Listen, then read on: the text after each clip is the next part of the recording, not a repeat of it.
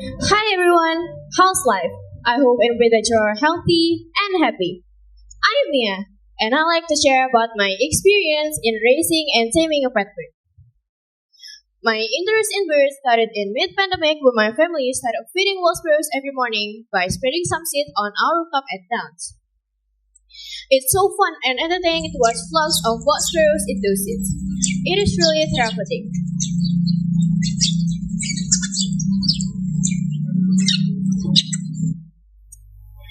One day, my father found a nest in the middle of the street that had three baby birds in it. More specifically, they were baby finches. We decided to take care of them. It was my favorite time taking care of a baby bird. At first, we didn't know what to feed to the baby bird, but fortunately, one of our neighbors gave us the proper food to feed to the baby bird. I raised them with lots of love and effort. I will become really excited when I wake up every morning only to check out on them and then feed them each morning. It gives me a good subtle habit. Tragically, one day there was a heavy rain which made the weather got really cold. And because the baby bird hadn't grown enough feather, they were super fragile in that kind of weather. I wasn't aware of it at first. I only saw one of the baby birds roll really weak as if it was going to die. And I was right. After a while when I checked, one of the baby birds was already dead. I didn't think much of it.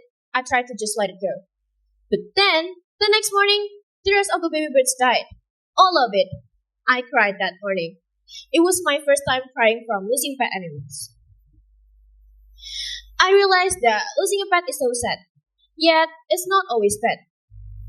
According to the New York Times, psychotherapists say that grief is not a problem to be solved, but a process to be lived through in whatever form it may take. One study, post-traumatic growth following the loss of a pet, conducted by Wendy Peckman analyst of the Pacific Graduate School of Psychology at Palo Alto University, found that after losing a beloved pet, many of the participants reported an improved ability to relate to others and feel empathy for their problems, an enhanced sense of personal strength, and a greater appreciation of life. Well, for children, the loss of a pet can be a drastic result for losing a human family member, Dr. Chapik said. With the death of a pet, kids are often exposed to a new existential crisis or struggle, the idea of impermanence and mortality. Things we love and care for are not around forever. We can and we lose what and who we love. It means that losing a pet can make us a stronger and a better person.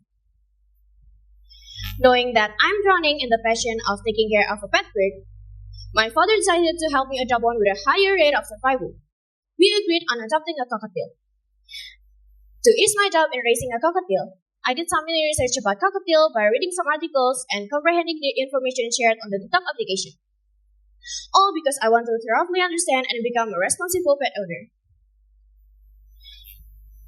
My very first cockatiel is a pretty baby pearl named Putri.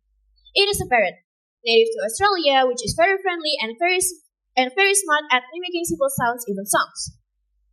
Putri was adopted a couple days after hatching. To be honest, it was the ugliest bird I have ever seen. It was really bald, barely having any feathers on his body. I kept learning along with raising Putri, feeding him 5 times a day or every 4 hours, making sure he's comfortable, warm, and well fed.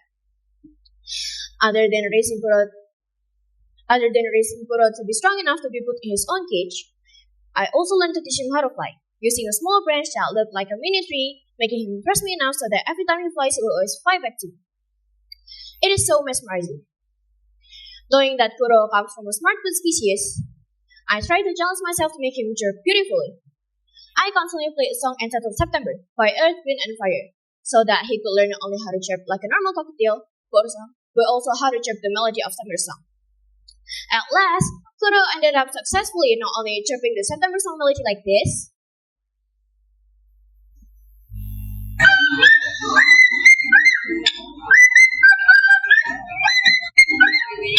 it's cute, right?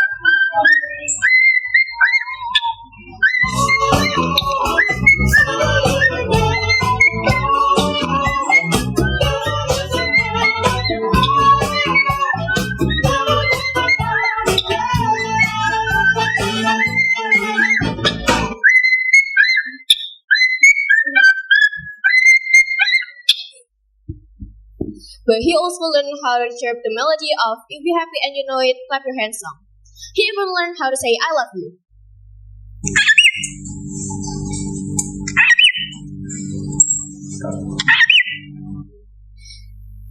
Peekaboo.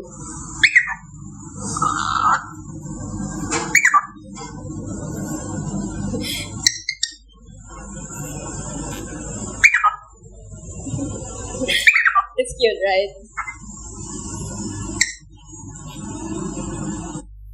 And even call his own name Kuro. Kuro grows healthy and very well. After being confident and knowledgeable in raising Kuro, I decided to adopt two more cockatiels.